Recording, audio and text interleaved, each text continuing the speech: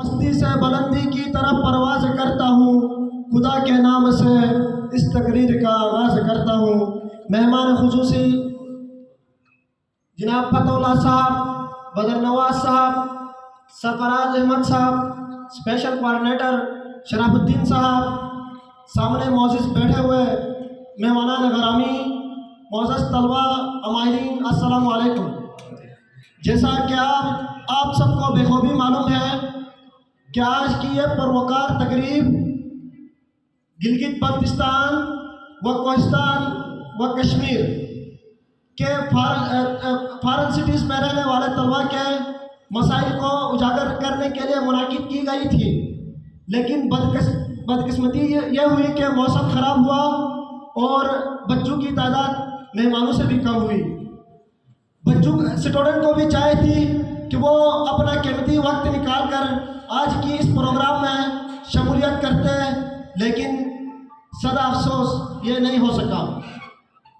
جناب والا، سب سے پہلے میں آپ تمام معزز مہمانوں کو یہاں تشریف آوری پر آپ کو خوش آمدید کہتا ہوں اور آپ کا تہ دل سے شکریہ ادا کرتا ہوں کہ ہماری ایک چھوٹی سی کال پر آپ نے اپنا قیمتی وقت نکال کر یہاں پہنچے۔ جناب والا، یہ پروگرام جمشید دکھی کی زیر صدارت ہو رہی ہے۔ اکثر لوگوں کو یہ پتہ نہیں ہے کہ جمشید دکھی کون ہے اور اس کا کیا مشن ہے۔ میں اس کا تھوڑا تعارف کرتے چلوں۔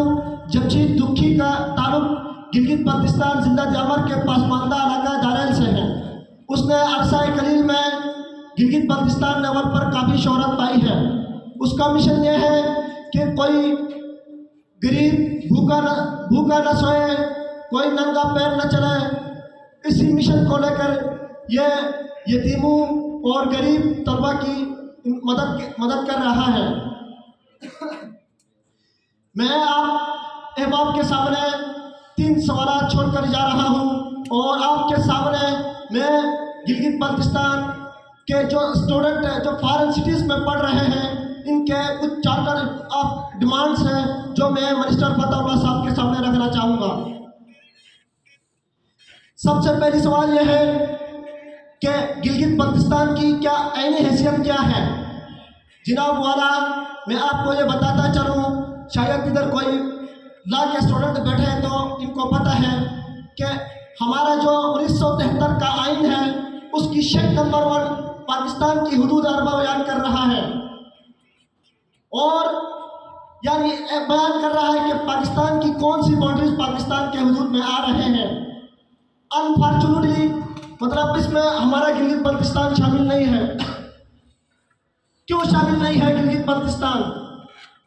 جب ادھر گلگت بلتستان کے سپریم ایپلیٹ کورٹ میں ایک چیف جسٹس غیر قانونی ایک فیصلہ کر رہا ہے، پھر اس فیصلے کے خلاف ہمارے گلگت بلتستان کے کچھ وکلا پاکستان سپریم کورٹ کے جوڈیشل کونسل میں درخواست دائر کر رہے ہیں، پھر اس سپریم کورٹ کے جج کو وہاں بلایا جاتا ہے اور اس سے پوچھا جاتا ہے تم نے یہ غیر قانونی یہ غیر آئینی فیصلہ کیوں دیا ہے؟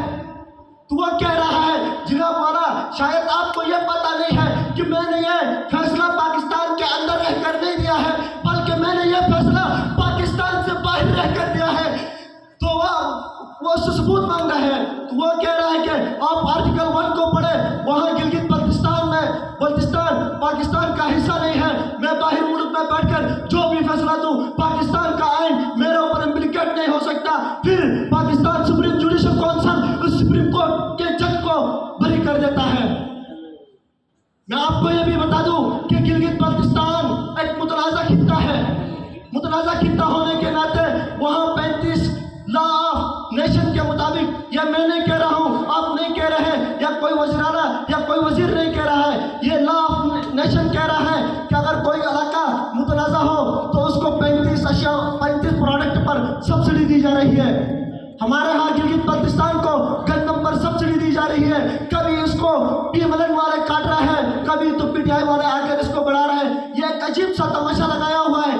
ہماری حیثیت کیا ایک میٹرو بس والی نہیں ہے؟ ہمارے لیے صرف 7 روپے وہ سبسڈی دے رہے ہیں، یہاں ایک میٹرو کو یہ 70 ارب دے رہے ہیں۔ جناب والا، میں آپ سے مخاطب ہوں، آپ اسمبلی میں آواز اٹھائے، اب ہمیں صرف گندم نہیں چاہیے، اب ہمیں چاہیے۔ جناب مولا، آپ اگر کوشش کریں کہ 35 متنازع علاقے کے لحاظ سے اگر وہ 35 اشیاء پر سبسڈی دے رہے ہیں تو ہم پاکستان کے ساتھ ہیں، اگر نہیں دے رہے ہیں تو ہمیں آئین دے دے پاکستان کا، اور ہمیں آئینی شعبہ دے کر ہمیں پاکستان کا حصہ بنایا جائے۔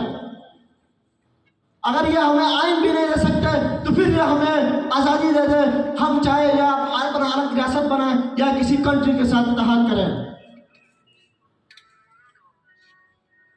دوسری بات، گلگت بلتستان کے لوگ ایک جسم کے مانند ہیں، اور کبھی یہ گلگت بلتستان اکٹھی ہو رہی تو کبھی لوگ شیعہ سنی کے وہ بہانے بنا کر ہمیں تقسیم کرنے کی کوشش کر رہے ہیں۔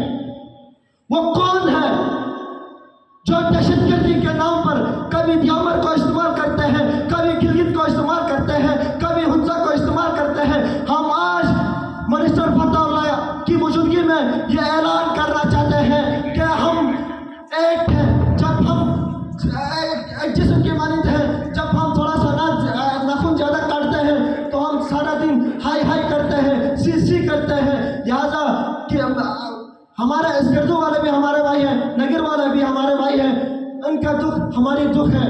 لہٰذا ہم بتا رہے ہیں کہ ہم پہلے بھی ایک تھے، اب بھی ایک ہے، آئندہ بھی ایک ہی رہیں گے۔ گلگت بلتستان کے فارن سٹیز میں مقیم طلبہ کے چارٹر آف ڈیمانڈ، ہمارا ڈیمانڈ یہ ہے منسٹر صاحب، گلگت بلتستان میں